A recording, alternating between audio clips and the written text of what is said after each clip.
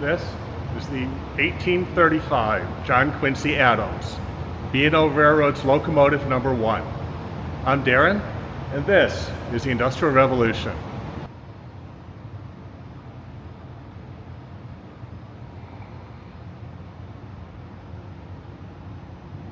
First, just to clear up a bit of confusion, the John Quincy Adams was originally B&O Railroad number 6.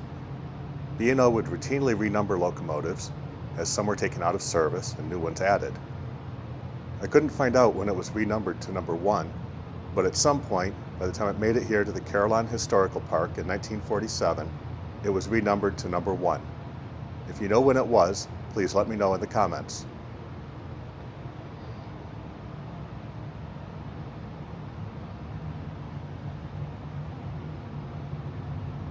Anyway, this locomotive was one of 20 Grasshopper Type locomotives made by B&O, and one of 7 of what were called the improved Grasshopper Type locomotives, which were put into service in 1835 and 1836.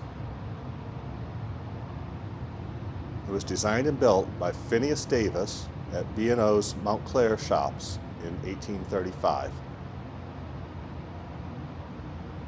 The B&O's first Grasshopper and one of their first revenue locomotives was called the Atlantic, which looked quite similar to this one. Unfortunately, the first 5 Grasshoppers, which is all of them before the introduction of the improved type locomotive, have been lost. But in 1892, B&O took the Andrew Jackson, which was originally number 7, and built it to look more like the Adams. They did that by removing the so-called improvements. So things like the cab, for example.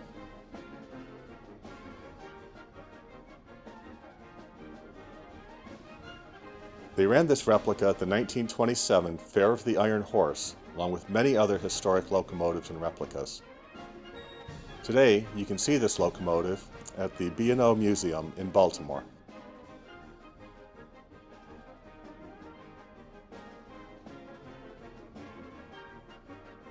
The Thomas Jefferson, which was another improved Grasshopper, just like the John Quincy Adams, also made an appearance at the Fair of the Iron Horse.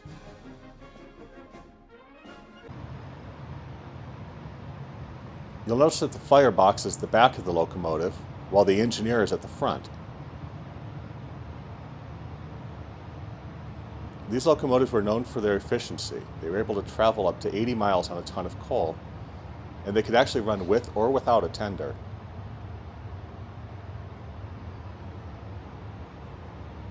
Without a tender, they would place a small water tank on the back above the opening to the firebox. This was enough for switchyard work, but if they headed out on the main line, they would hook up to a tender. You can see the prominent springs on the driver wheels.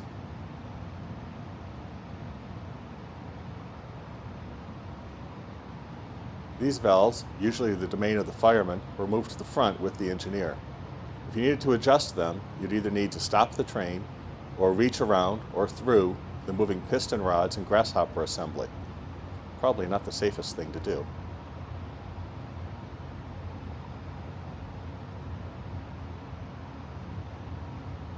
The top of the piston rods connect to the grasshopper arms, which go down through the floor to the main geared drive axle.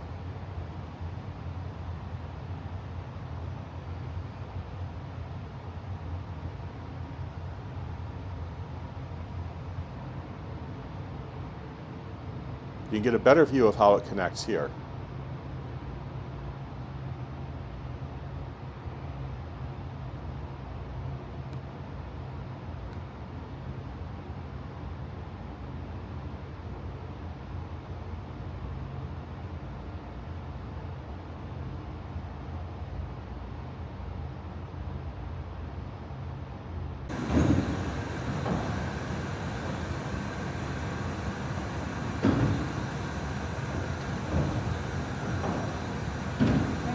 If you happen to get lucky and one of the volunteers or staff is here with the right key, you can ask them to actually run the engine for you.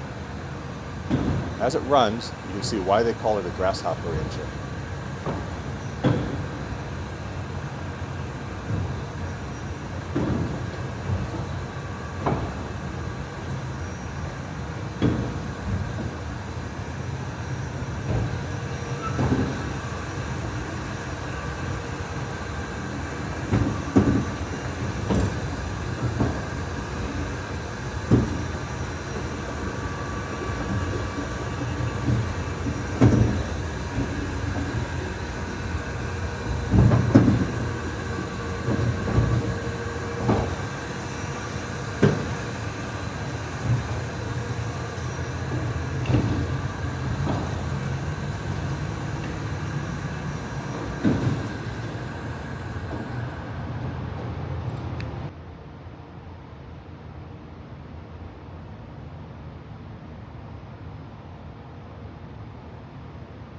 The pistons are 90 degrees away from each other.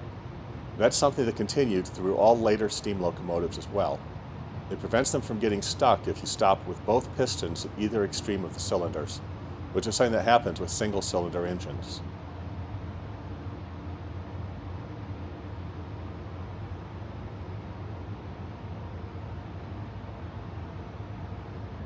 Here you see the cylinders turning the main drive gear. That gear connects to this axle at the front end here.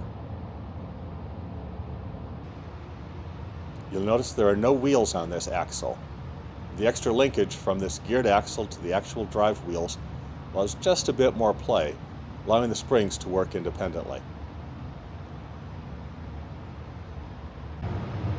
So looking at how this thing works, you see a lot in common with the Tom Thumb locomotive. Check out my video on that if you haven't already seen it, which was really the direct predecessor of this one.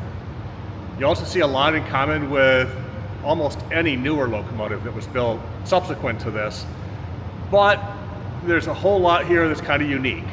And here at Carillon Historical Park in Dayton, you can come see this locomotive in person.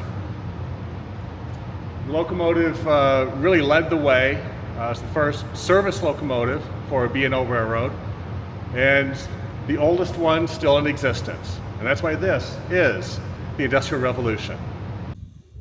Hey, before you go, I do need your help to keep this channel growing.